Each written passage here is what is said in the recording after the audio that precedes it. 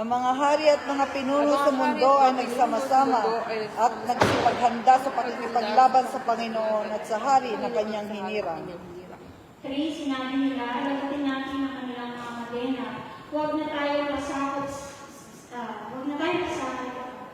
kanila.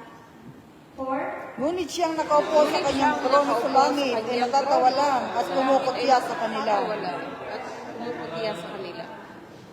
5, sa galit ng Diyos, sila'y binigyang babala at sa tindi ng kanyang poot, sila'y natakot. 6, Sinabi niya, iniluklok ko na ang hinirang kong hari sa kanyang trono sa Sion sa banal kong bundok. 7, sinabi ng hari, sasabihin ko ang sinabi sa akin ng Panginoon. Ikaw ang aking anak at ngayon ako na ang iyong ama. 8, sabay-sabay po tayo. Ilingin mo sa akin ang mga bansa sa buong mundo at ibigay ko ito sa iyo bilang mana mo. Amen. Diyos, pagkakaroon po tayo sa pagbabasa na.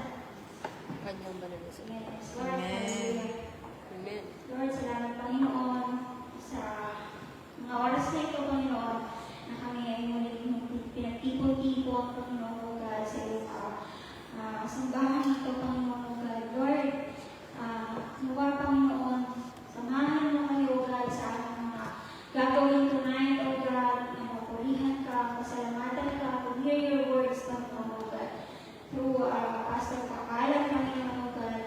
Give them wisdom and knowledge, Panginoon, O God, na, Lord, na maintindihan namin, Panginoon, kung ano yung nais mo parating sa amin, O God, at maunawaan namin, Panginoon, O God.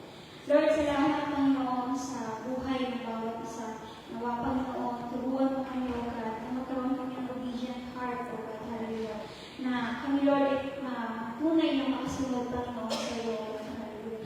At salamat, Panginoon, na kami ay nagkatipon-tipon, Panginoon, para magpuri, magpasalamat sa iyo. Salamat, Panginoon, dahil napakabuti mo, O God, Panginoon, sa aming mga buhay. Tunay nga po, Panginoon, na wala kang katulad. Walang maihahambing, Panginoon, sa iyong matapilahan at kapangyarihan. Lord, samahan mo kami sa gawain namin tonight, O God, ang mga tatayo sa harapan ito, Panginoon, Lord, fill them with your Holy Spirit, Panginoon, lead them, Panginoon, na, Lord, ikaw ang aming mga kapulihan, Panginoon, at hindi ang aming mga sarili. And Lord, use us, Panginoon, na to win more souls, Panginoon, O God, dito sa bansang Israel, O God, na, Lord, hindi lang kami, Panginoon, ang magkaroon ng kaligtasan, kundi, Lord, ang lahat ng anak ng Panginoon, O God, na patuloy, Panginoon, na magkaroon ng relationship sa iyo, at gagamitin mo ang buhay ng bawat isang Panginoon para mangyari ang nais mo sa aming mga buhay. Kaya, Lord, ang lahat ng papuri at pagsabay sa iyo, lamang namin pinabalik sa pangalan ni Jesus, ang tagapagligtas sa amin. Amen.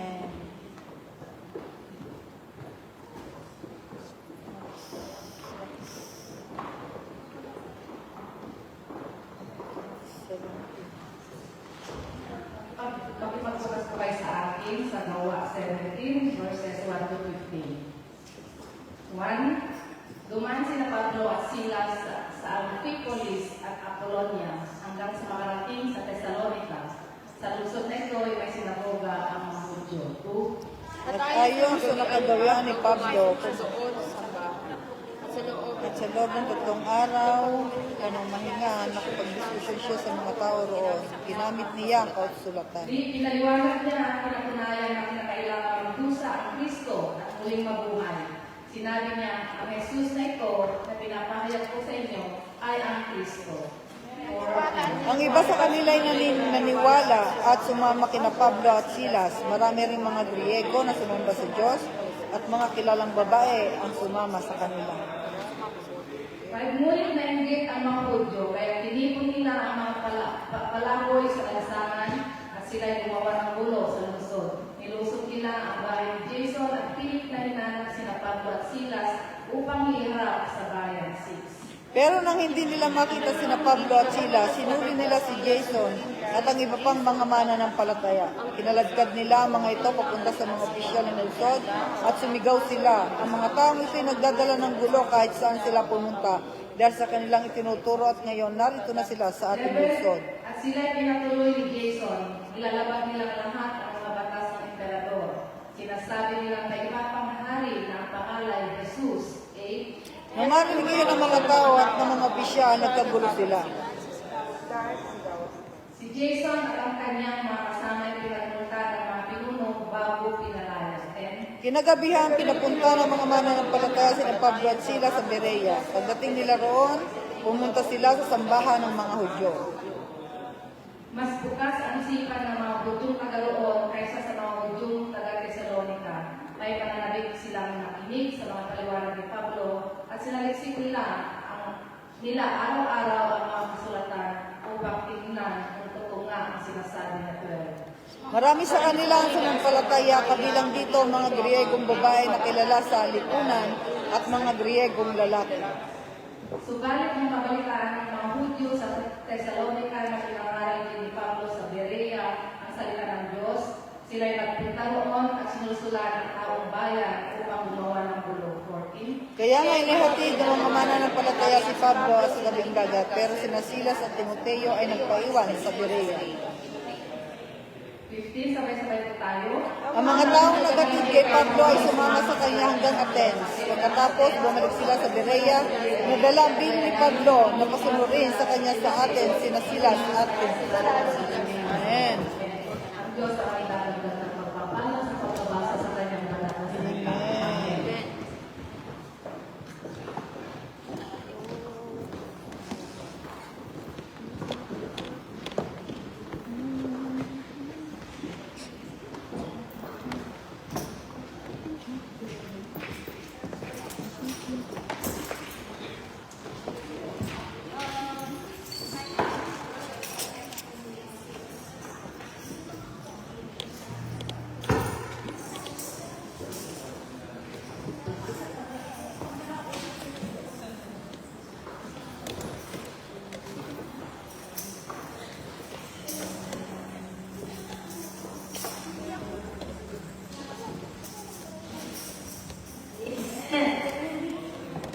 Isang pinagpalang gabi at umaga sa ating lahat. Amen.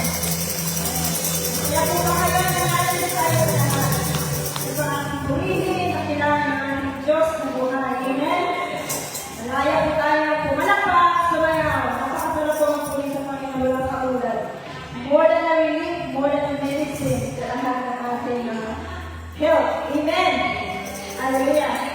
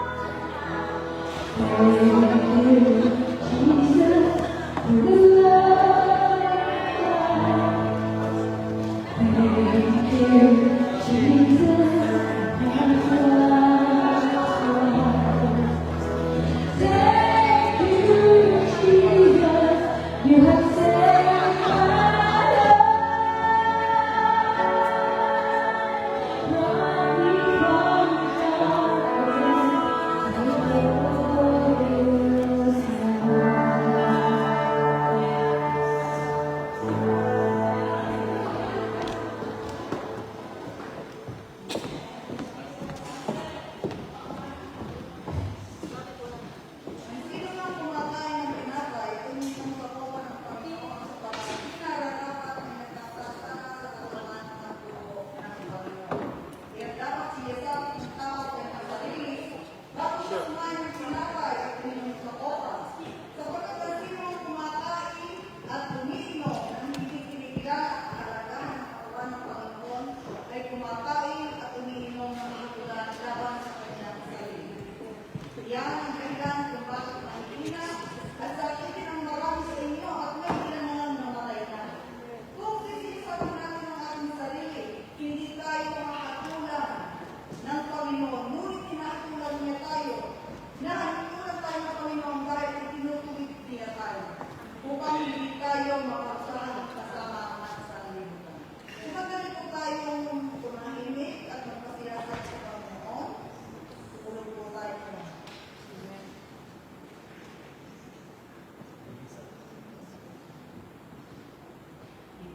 Kami sa dugo ng Panginoon kami, O Lord, pero makapatawaran. Salamat Panginoon sa dugong nabubos. Dahil kami inyong nilinis at ninarasak, Panginoon. Kami malayang mapaglingkod sa inyo, Panginoon, dahil kami inyong pinili. At nawalog, Panginoon, pagpili mo sa aming Panginoon, O Diyos, ay aming pahalagahan at aming ang inin na aming kayamanan. Panginoon, salamat sa paglilinis mo sa amin. Dahil sa paglilinis mo sa amin, kami malayang makalakad dahil wala ng pahig sa aming mga sarili. Salamat sa cross at sa pagbuhos ng iyong dugo para sa amin. In Jesus' name. Amen. Sapagkat ito ang tubo na tinanggap ko mula sa Panginoon at ibinibigay ko naman sa inyo. Noong gabi siya ay pinagkanulo, ang Panginoong Jesus ay dumampot ng tinapay, kaso natin ng tinapay, nagpasalamat at pinagkarapay na sulit at sinabi, ikaw ang aking katawan, dininahandog para sa inyo. Gawin niyo ito bilang pag-alala sa akin. Kainin po natin sa isa.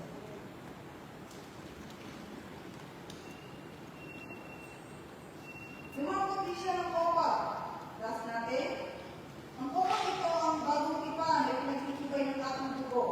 Gawin iinumin ninyo ito, gawin ito bilang pag-alala sa akin. Sapagkat tuwing kakain kayo ng tinapay na ito at iinom sa kopang ito, ipinapahayag ninyo ang kamatayan ng Panginoon hanggang sa kanyang muling pagbalik. Salamat po.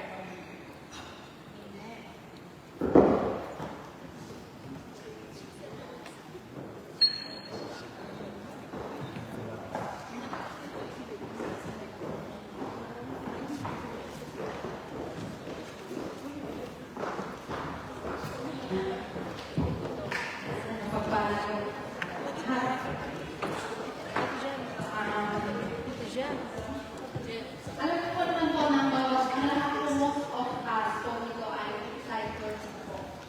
Nakakamiss na po kasi isa din yung sa nagamit ng Lord para matutunan ko kung paano ang tamang pagbibigay, yung tamang motive. Kasi before, yung motive natin is mali. Sabi ko mga kaya, sabi ko, hindi mo ba? Hindi ako wala ako sa Cornwall Church. Kasi, totoo niya. Kasi sabi ko, hindi alam ko ano yung intention ng Lord.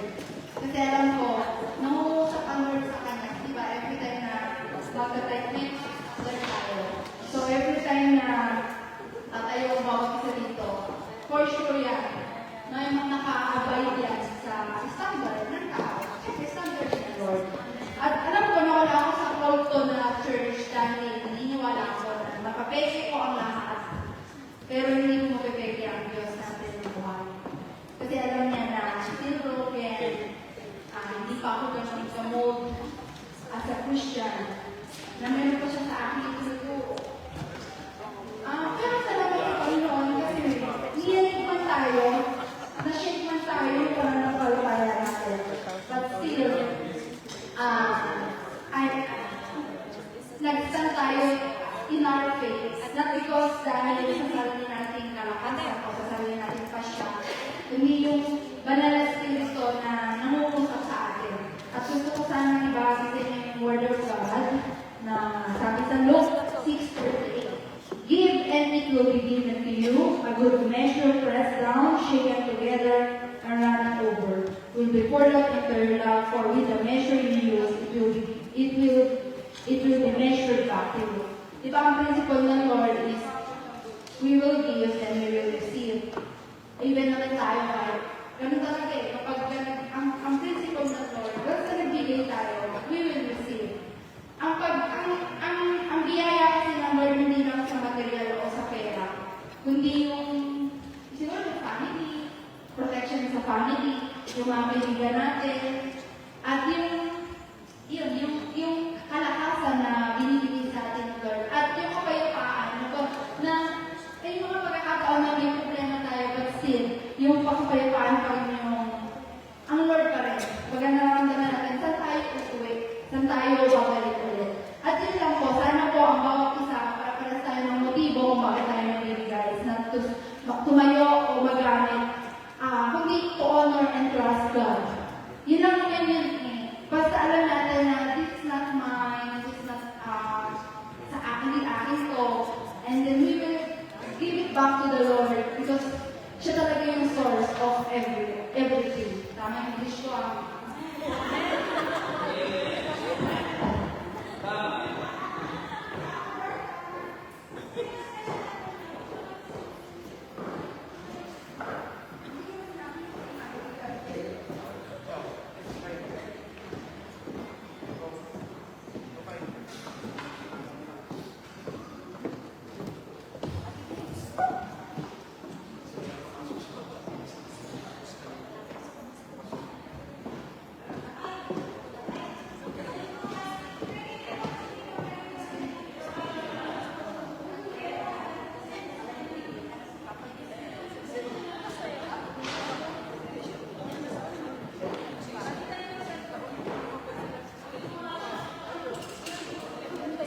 Mickey Mouse sa kanya yan.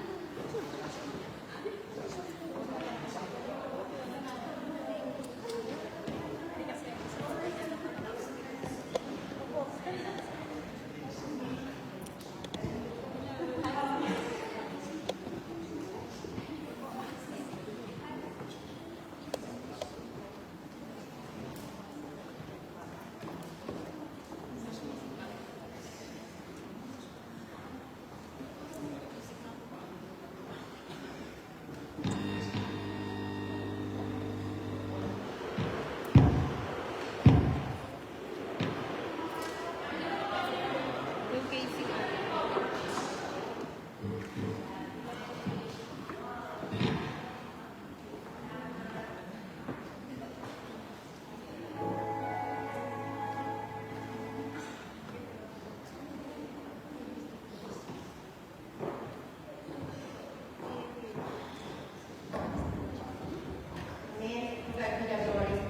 Gusto ko muna po i-share sa inyo yung John 15:16.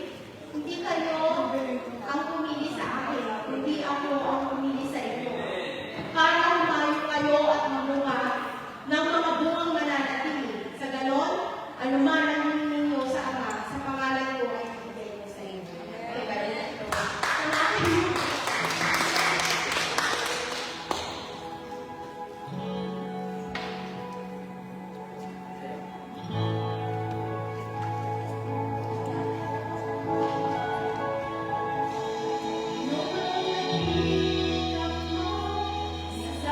ay nais mo, ikaw lang ang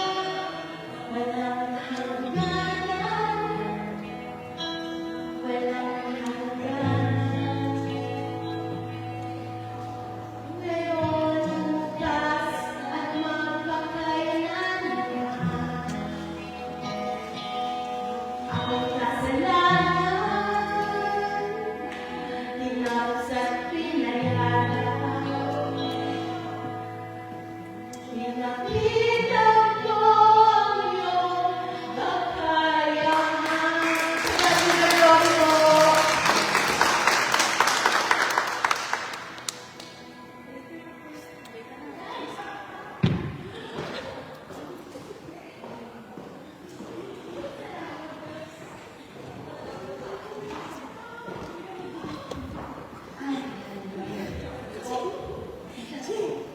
Hallelujah. Lord, maraming salamat, Panginoon, sa buhay, Panginoon, na nagbigay, Panginoon, at nagbalik ako sa iyo, Lord. Sa tunay na, Panginoon, na ang aming kalakasan, na aming kalakasan at sa iyo, sa iyo lamang, Lord. So, Lord, pagpalain po sila, abundantly, Panginoon, from, hallelujah, mula sa kanilang pamilya, Panginoon, hanggang sa kanila, Panginoon.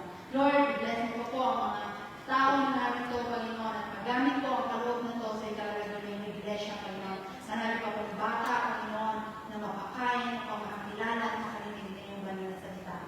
Extension, Panginoon, ng iyong banal na salita, Panginoon, at yun po ang aming Great Commission, Panginoon. Sa pamamagitan ng kaloob at kapunan to, gagamitin ito upang machinery, Panginoon, sa ikalalago at maibahak, ma-share namin, Panginoon, yung gospel po. Lahat po ito. Para nalangin, in Jesus' name, we pray. Amen.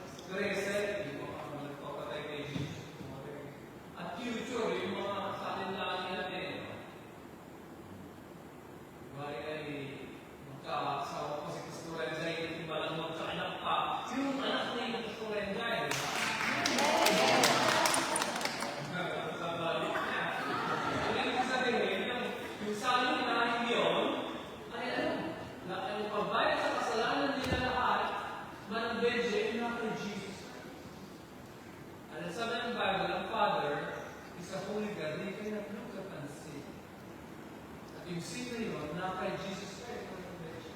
When He was on the cross, the Father turned around. Hindi siya makatingin kay Jesus when He was on the cross. Maganda ko ay pwede may manapapalin na si San Maria Sundin ay hindi niya matanggap na yung kanyang buntong na anak ay namatay para sa makasalanan sa lupa. Kaya sa mga tanong natin, Manong Alex, is it worth it? Is it worth it na mamatay si Jesus para sa sanlibutan? Sa Bible na reading ko today, sa chapter 8, on verse, what is man that you are mindful of him? And the Son of God that you visit him. Sino ang tao na ikay nag-aaral ka sa kanya? Sino ang anak ng tao na tinakasyalan mo siya? Diba? What is man that you are mindful of him? And the Son of Man, why you visit? Hindi tayo dapat manubiksi. We're supposed to die. We're supposed to be punished. But Jesus took our punishment. Tingnan natin itong mga ilang verses. Sabi nga natin, natatagpuan sa awit 22, 11 to 15. Tawa. Wag mo ako, 1, 2, 3, go. Wag mo ako isasahin. Wag mo ako imanan. Pagkat sa walang sa dulo, nakapakit ng pangkat. Si Jesus nag-pray on the cross. Sabi niya, don't leave me. Don't forsake me. Huwag mo kong iiwanan. Huwag mo kong pababayaan. Dahil walang saklolo, walang tutulong sa akin pagdating ng kapahamakan. Si Jesus Christ is praying on the cross. Alam niyo ba yun? Ano ba yung Manong Jocelyn na si Jesus nag-pray sa cross? Jesus, ako na, di ba, meron tayong tawag sa Pagkasinan, tawag namin kung walang ado. Meron tayong sinasabing na 7 last words. Pakinggan mo na ba yun? 7 last words? Yeah, meron tayong sinasabing na 7 last words. At si Jesus, sabi niya, nag-pray siya sa cross. Don't leave me alone. Bakit niya, nag-pray na don't leave me alone, Manang Joe?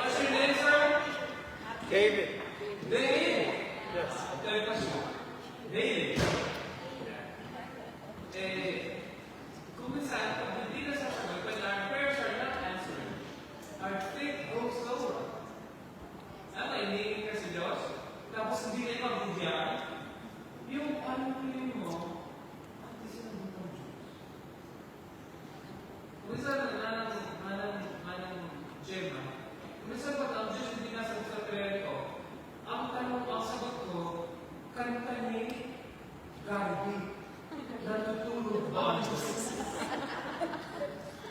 Hindi mo hindi sa Diyos sabi. Di ba lang dahil yung mga tao na unanswered prayer sila, okay yung kanila.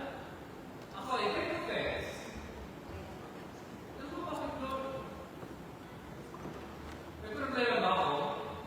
Either kayo may problema o ako may problema. Pag wala akong problema, umayos kayo. You use your faith, you confess, you fast, you pray, pero amen! Parang ang reaction mo is, where's God in this situation? Ano ginagawa ang Diyos na lubog ng wisa? Sister, Kay, yung aking amo ko, may amo ko noon, na pulposurtay. Number, may pulposurtay. Kasi may number siya, kung bata mo siya, nagtaniya siya dito. Pero, I think, kasi yung mga family niya, ay nag-text sa Holocaust. Pero nagtaniya siya dito. Pero may number siya. Ang problema ko sa kanya, ang trabaho sa kanya, pinapasya ko sa mga. Gusto ko yun, pinapasya lang. Tapos ano sila kaya nagawin ko, ay kasama ko siya ng Gimara. Masarap ko daw siya yung Bible nila. Hindi pa ako naman isa. Pero kung gusto mo English, no? Ano ko na English. Ano siya, may siya magbasa ng mga commentaries ng Tanakh. Pero hindi siya naniniwala sa Diyos. Kaya hindi naniniwala sa Diyos si Adol Perker ay atheist. Ano ba yung atheist, Sister Rose? Atheist? Hindi naniniwala sa Diyos. Hindi siya naniniwala na may Diyos. There's no God. As an example, the Pula said in his heart, there's no God. Hindi na paniwala ko. Kaya ako naman, dahil teaser ko, tinulungan ko siya na, yeah, God, that's the way. That's not Christian. Minsan na, ano siya na, Ate Janet na, puno mo na siya, atang Christian dahil sabi niya, ilan mo yung sabi ko, yes, ilan mo yung Christian. Nagdidibaki ka kung saan, meron Diyos. Pero binabasa mo nga yung Bible yan. Dahil binabasa mo yan, may Diyos. One of the times na huminto na ako sa kakasagot. Dibati sa kanya ito dyan. Pero nagsalita siya sa akin, sinasabi mo meron Diyos. Sabi ko, oo, meron Diyos. Sabi niya sa akin, yung Diyos na yan, pinapatay kami ni Hitler, nanunood lang siya. Umiiyak ang matanda. Wala lang, hindi ko na siya dinibati. Dahil natagpo ako na merong Diyos. Sa nangyayari sa buhay niya, hindi niya matabag na ang Diyos na lulunod lang habang pinapatay sa natin. Para sa akin, kung merong Diyos, kailangan ng Diyos kami pinapatay na Israel. Ilang milyon kami. Sabi mo, may Diyos. At yung pagkasabi niya niya, Ate Al, hindi ko siya in-interpret na galing siya. Na-interpret ko yun na ganito ang sasabi. Sabi niyo, nandiyan ko yun. Bakit pinapatay yun kami? Parang feeling namin, wala kayo yun. Di ba sa hindi siya sisi. Parang hinugtog. Hinanakit. Hindi ko sa sabi niyo, nandiyan kayo. Pero bakit may hinahaya akong patay ko? Of course, sila na yung doktor nila makakapag may nangyari ko sa mga. Ang Diyos ang sinisisi. At iya, di ba? Kung may sa pag naswerte, ginawa ko talaga ito. Pag binanas, malang ko eh. Ang Diyos ay pinapagawa ko.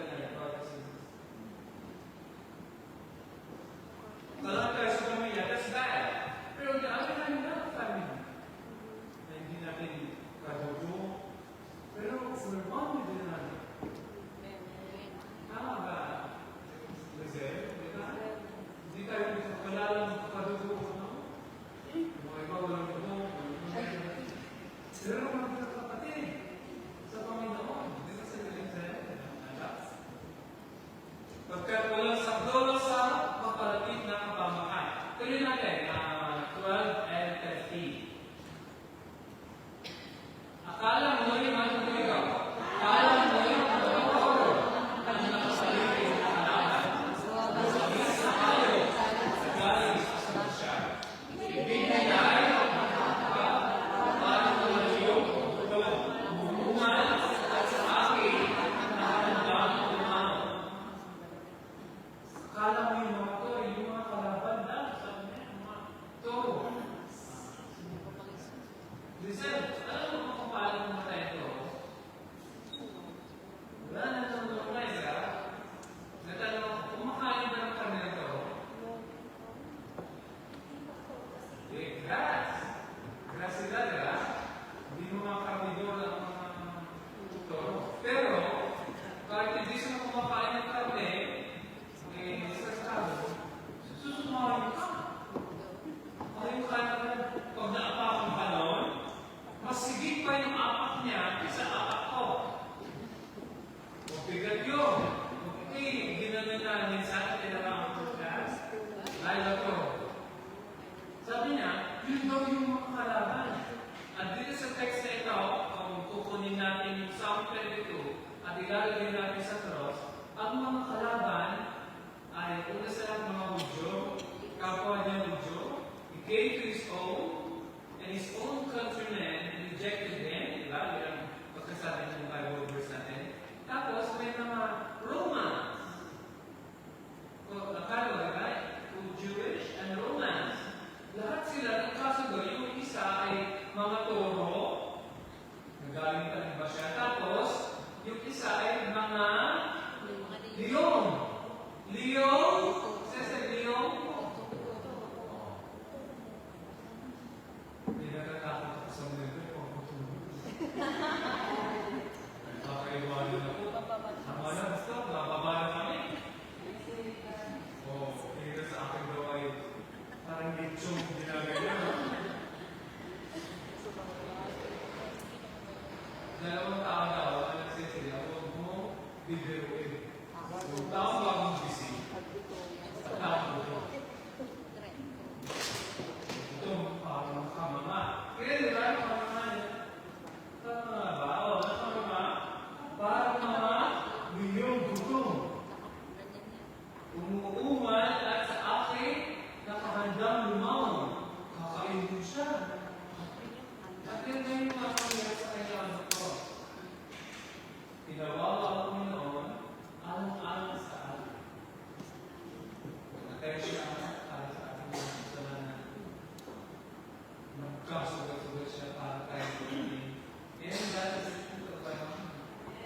Yung healing natin ito dito ay may temporary healing. Pero mas makikita ko yung healing na binibigay ng Diyos ay yung eternal healing. That's healing. Hindi ka na mamamatay. Ibig sabihin, pag gumaling sa ngayon, katapos ng tayo natin, mamamatay ka rin, di ba? Tama ba sa hindi na tayo mamamatay? Sino ba nang binaway ng Lord? Dito sa atin. Sino ang binaway ng Lord na naalala mo? Si Lazaro. Si Lazaro, huling na buhay. Tapos, hindi na siya namatay. Namatay din, di ba?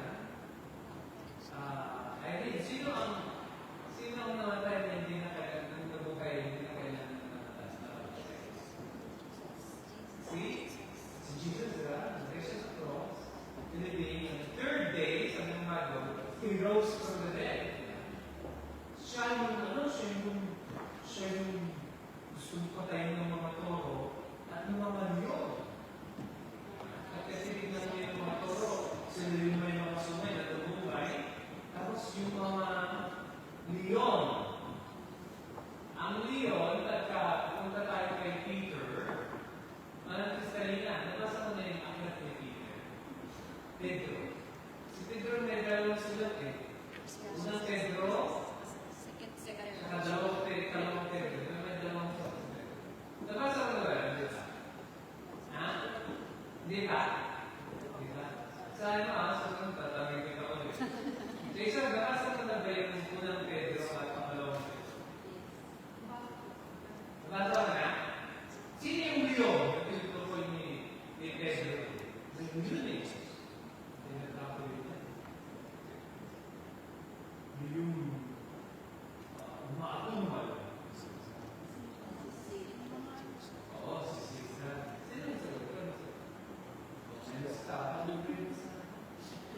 ano sabi mo ngayon? Ano sabi mo, officer eh? Hindi na ako sa kapila. Dalawa na may ito si Jesus, ano? May dalawang lakas sa kanya. Mga toro at mga leon, Jason. Yung leon yun ay represent kay Satan. Mga lalako. Pero si Jesus talagang lalamunin yung mga kasama ito. Ano tayo na siya sa cross? Bakit naman kayo si Jesus Christ? Jesus?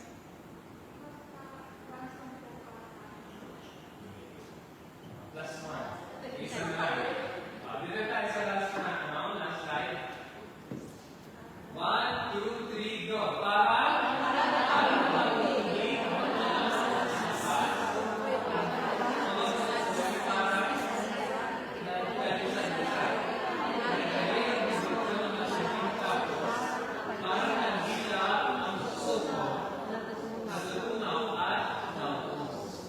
Si Jesus mismo nakaramdam ng fear. He was fear. Nung siya nasa Garden, he was afraid. Nung siya nasa Garden of Eden, Garden of Gethsemane, si cried, ayaw mo pumunta na doon. Alam mo ba yun? Ayaw mo pumunta na Jesus Christ. And that's very against the will of the Father. Dahil ang purpose ng God kay Jesus Christ is to die. Not to live, to die. Hindi na, to die agad. To die as a sacrifice for our sins. Diba? Pero si Jesus, nung nakita niya yung mangyayari sa kanya sa cross, he hesitated. Sabi niya, Father, you have plan B? Oh, can you take this cup away from me? That's looking for plan B. Dahil plan A is you need to drink this cup of suffer and die on the cross. Walang ibang plan. Pag-usapan na yun, ito magkawin ni Jesus. You will die for all mankind, for the sins of the whole world. Mula kay Adam hanggang sa magiging ako ni Inday. Kaya, yun ang natin, yun ang message. Ibig sabihin, si Jesus ay sacrifice para sa lahat ng buong mundo. Kahit hindi ba pinapanganak, yun ang pagbakel. Cross, yung nangyari doon sa cross. Kaya, ito ang ibig sabihin, si Jesus Christ, tapos siya nasa cross, nawalan siya ng lakas, yung cross, kasi papako ka, hindi ka binibigyan ng pagkain na break, di ba? Ang break naman, nung itong yung mga stations of the cross, ay may soft drinks, di ba? Walang tubig, dahil nasa cross siya, sabi niya, I curse, di ba? Pero siya, walang suka. Hindi naman ba rin Jesus suka? Ayaw niya yung suka. Youth. Ayaw niya yung suka, dahil yun ay parang pain yun eh, pain reliever yun eh. Jesus wanted to feel the pain. Pero ito, gusto kong i-highlight. Pinagayin ang dibdib ko ng malaking tao, matinding tao, takot ang Lord. Ng fear. Parang kandila ang puso ko, natutunaw, nawawala ng strength. Inner strength. Si Jesus Christ meron siya ganyan kapasitan. Emotional turmoil. Hindi stable si Jesus Christ. Parang halo-halo. Meron tayong tinatawag na mixed emotions with Jesus. Alam niya that this death will be for the salvation of mankind joy. Pero at the same time, while He's there,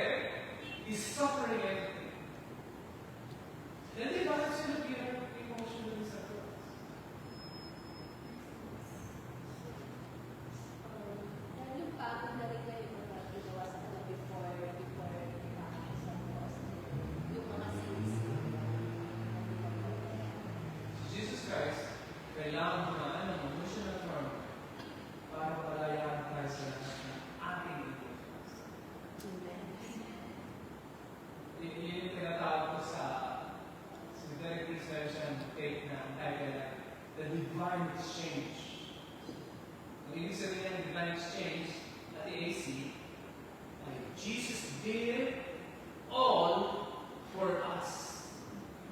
Nangyari sa kanya yun, para tayo ay magiging. He was cursed, right? Sabi ng Bible. Cursed is the man that sang on the tree so that we could be blessed. He died so we could live. He was wounded so we could be healed. Meron yung tinatawag na divine exchange.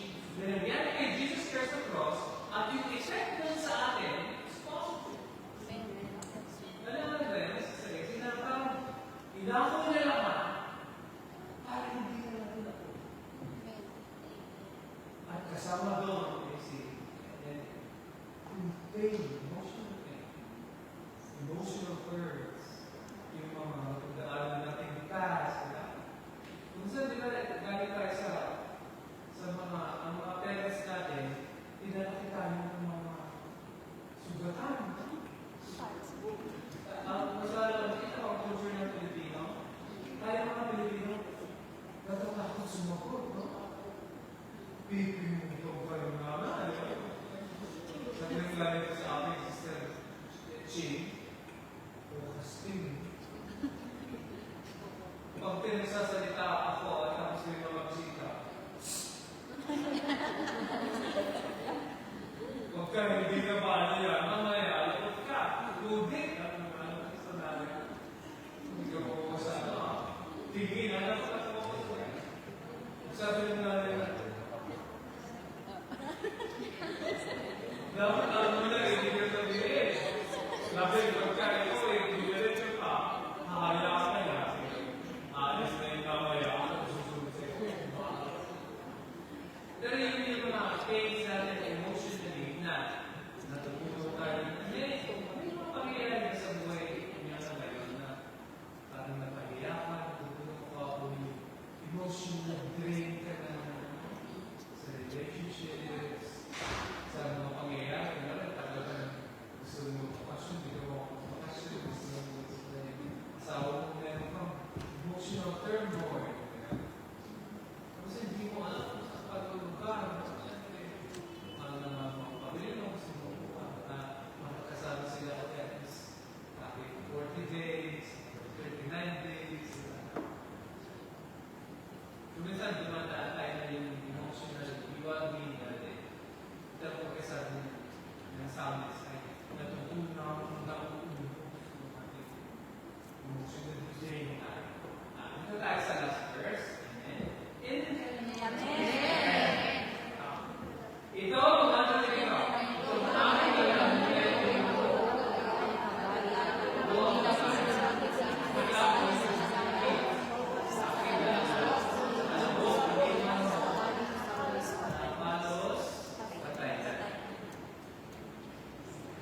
I think, alam na natin ito na ating nabanggit sa cross, Jesus shouted, I first. Na upo si Jesus Christ, change natin siya. Kasi sa station, walang surprise, no? Diretso tayo, pinahirapin tayo sa Jesus, walang inom-inom. Nung siya pinahirap na, yung parang kaya siya big gano'n. Parang yun, parang hindi mo nalang yung thing. Pero sabi na si Sir, you wouldn't drink it, you should drink it. Pero gusto nyo feel yung thing. Tingnan mo ako, naalala mo na Jim. Why did he refuse to remove the pain? Bakit ayaw ni Jesus na maalis yung pain when he was at the cross? Para siguro pastor ipakita sa atin na lahat na tinanggap niya yung mga sakit, yung lahat ng kasalanan natin. At yun yung magiging simbolo na tayo ay pinatawad natin. Want to pay the price in full. Hindi pa siya. Talagang inakong na lahat ng pain. Physical pain, emotional pain. Ito yung digestive niya, di ba? Natuyong-tuyong na siya. He was so thirsty. Iba yung thirsty na ngayon. Makakapig ko kanina, tapos may pumitas mo ngayon na nauubaw na ako sa aking pagsasalita. Hindi ba ito nakakamatay? Ito nakakamatay. Sigula nilabas ka ng stress. Dahil layo na sender, tapos ang layo na sender ng alas 2. Sa 7,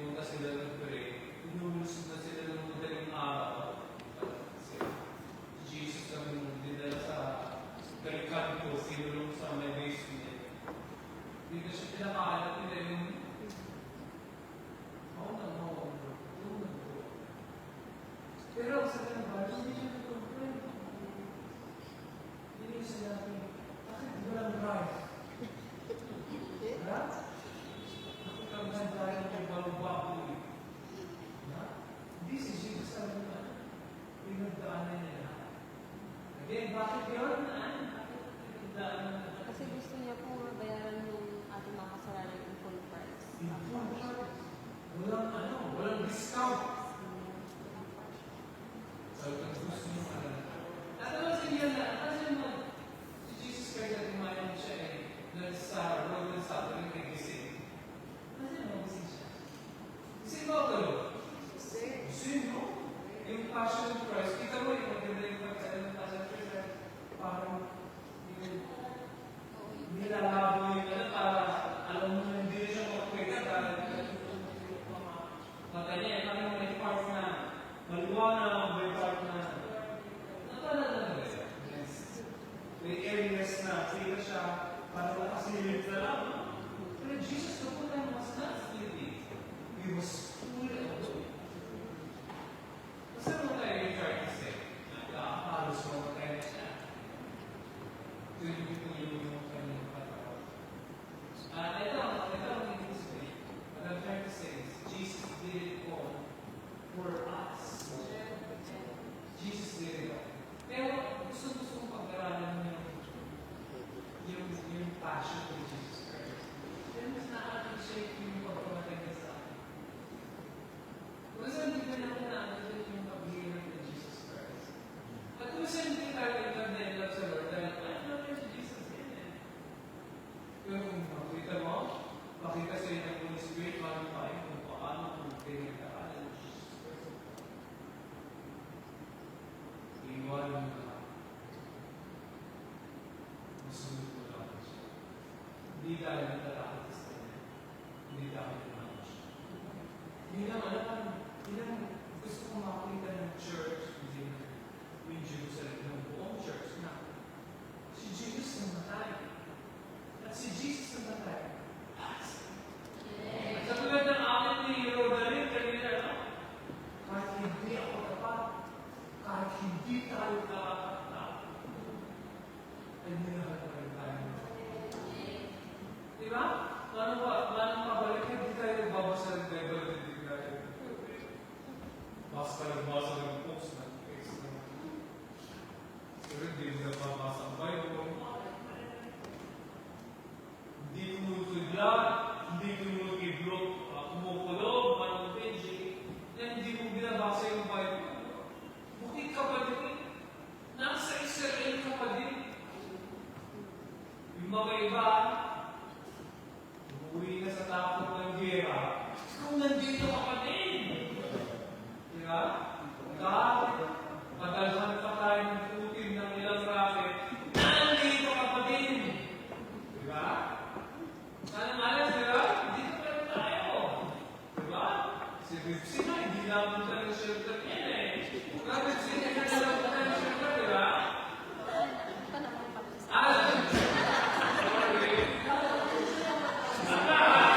Dapat ka ba yung shelter? Huwag nag-uwag na punta ka sa shelter. Kami, hindi na eh. Dahil pagdating na tapos kayo mo pagkasaan mo kami. Second ko, bayan namin dito, di ba? Fake house. Pag second ko tapos na yung pangwak, kasi ko sa mga punta yung pangwak, hindi na tayo. So, high school. Nandito pa rin tayo. Meron pa rin tayo ng home. Diba? Imagine lahat natakot na. Ikaw hindi ka pa rin takot. Walang Joe, di ba? Di pa rin tayo na-uwi, no? Takot lang natin sa Pilipinas, no? Tapos na si Marcos, mabalik ni si Duterte. Patay tayo lahat, no? Pag-ibig sabihin, wala naman ito. Wala lang tayo. Sabi ko sa mga yung mga kailangan may medical procedure mo sa Pilipinas. Baka gumaling ka, makakay ka naman sa bill. Diba? Diba? Dito parang mo libre. Libre ka ng Lloyd. Ito si Manny Lloyd. Maraming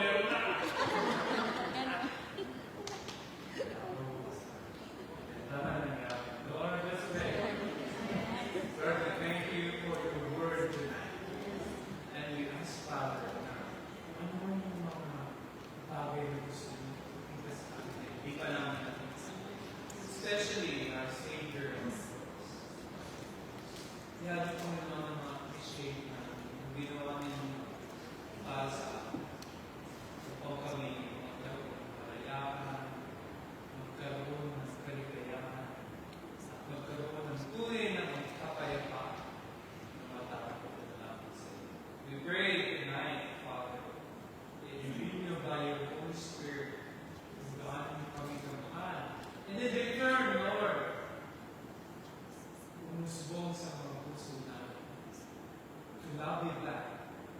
We love you back not because napag-utusan kami, but we love you back because you first love.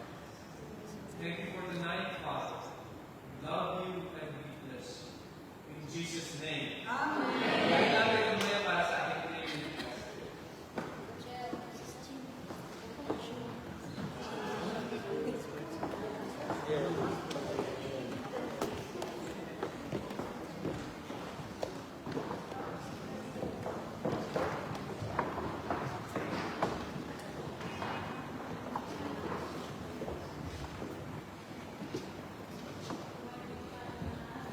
Tayo ito mag-declare ang mga salita ng ating Panginoon Diyos. Amen. Ito na Ano yung mga buting balita? Ang buting balita ay tungkol kay Jesus na pinako sa krus dahil sa ating mga kasalanan. Siya ay napatay at muling nabuhay mula sa kamatayan. Ang sino mang maniniwala sa mabuting balitang ito ay maliligtas. Subalit bago natin paniwalaan ang mabuting balita, kailangan muna natin kilalanin sa ating mga sarili na tayo ay makasalanan. Ang sabi ng Biblia, ang lahat ng tao ay makasalanan. Bakit ang lahat ng tao ay makasalanan? Ang unang tao na sila dahil ang paggawa ng kasalanan dahil sa pagkain ng bunga ng puno na sabi ng Diyos ay huwag kainin. Ito ay ang puno ng kaalaman tungkol sa mabuti at masama. Sumuwi ni Adan ang utos ng Diyos at siya ay nagkasala. Na dahil lahat ng tao ay nagmula kay Adan, ang lahat ay may binanang kasalanan. Kaya ako ng katibayan na ikaw ay kasalanan. Una, ang pagkatakot ay resulta ng kasalanan. Kaya kung ikaw ay may takot, ikaw ay makasalanan. Ikalawa, ang pagkamuli ay resulta ng kasalanan. Kaya kung ikaw ay namumuli, ikaw ay makasalanan. Ikatlo, ang mga kahirapan ay resulta ng kasalanan. Kaya kung paghihirap sa iyong buhay, ikaw ay makasalanan. Ikaapat, ang kamatayan ay resulta ng kasalanan.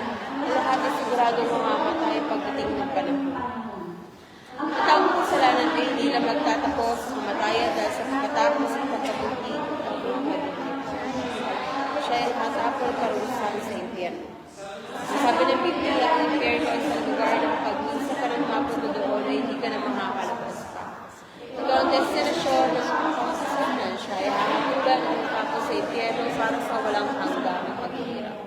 Paano tayo makakaiwas sa ganitong destinasyon? Una sa lahat, ang ating mga kasalanan ay dapat mapatawad dahil ang kabayaran ng kasalanan ay kamatayan. May kailangan mamatay para sa atin upang ang ating mga kasalanan ay mapatawad. Subalit tayong lahat ay nagmula kaya walang pwede mamatay sa atin upang tayo ay maligtas dahil ang lahat ng tao ay makasalanan. Kaya si Jesus ay naparito dito sa daigdig na hindi nagmula kay Adan. Siya ay pinanganak na matuwid, walang bahay ng kasalanan. Ipinaglihis sa pamagitan ng Espiritu Santo. Ipinaglihis sa pamagitan ng Birhen Maria. Siya ay pinako sa krus at namatay para sa katawaran ng ating mga kasalanan. Kaya kung mananampalataya ka sa mabuting balita tungkol kay Jesus, ikaw ay patatawarin at dililigtas. Kung siyan mo ang iyong kasalanan tagapin sa Jesus sa iyong puso at ikaw ay patatawarin at dililigtas, kung maniniwala ka sa kamatayan sa iyong pagkabuhay ni Jesus para sa iyo. Amen. Amen. Sing.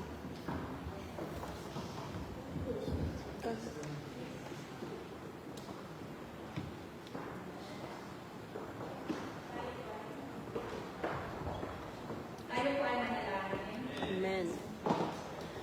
Ama namin Diyos na nasa langit, Lord, patuloy ka namin tinataas, Panginoon, sa oras na ito, Panginoon.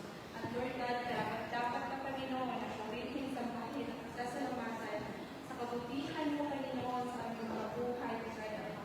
Lord, salamat ng maraming Panginoon sa katagumpayan ng aming gawain tunay, Panginoon. Ama. Naway, Lord God, ang lahat ng magalito, Panginoon, Ama, ay napuspos sa iyong banal na Espiritu, Panginoon. At Lord God, sa mga mensahe mo tunay na kami napakinggan, Panginoon, Ama. Lord, tulungan mo po kami, yung mga anak, Panginoon, Ama, na Lord God, na hindi lang po narinig namin, but Lord God, Ama, nasa puso namin at mapalakaran namin, Panginoon, ang iyong salita, Lord. And Lord God, sa pamamagitan na iyong salita, Panginoon, Ama, bigyan mo kami, Lord God, ng puso mo kakumbaba, Panginoon, sa pamamagitan na iyong salita, Panginoon, Ama, pabuhin po ang aming buhay, Panginoon, Ama. Lord God, na makita, Panginoon, Ama, kung paano kami naglilingkod sa iyo, Panginoon, at Lord God, makita, Panginoon, ang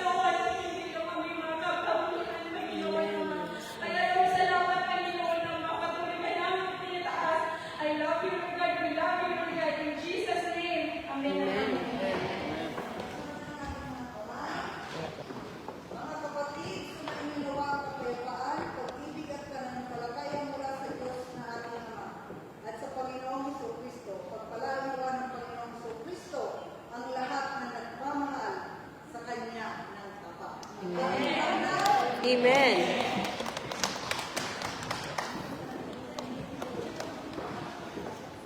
Amen. Announcement.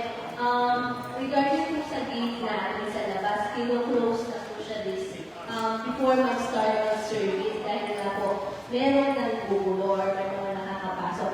So sa mga naka-online o yung hindi pa po alam, message na lang po kayo sa GC ng first service at GC ng second service kapag gusto niyo pong pumasok para po mapag-buksan. And be patient kasi minsan hindi na nakikita agad. And let's continue praying. Patuloy tayong manalangin sa Diyos na magkaroon ng harvest, magkaroon ng marami or yung mga bakanteng upuan na mabigyan tayo ng mga bagong new faces na madadala natin. Let's pray for that. Kung kinakailangan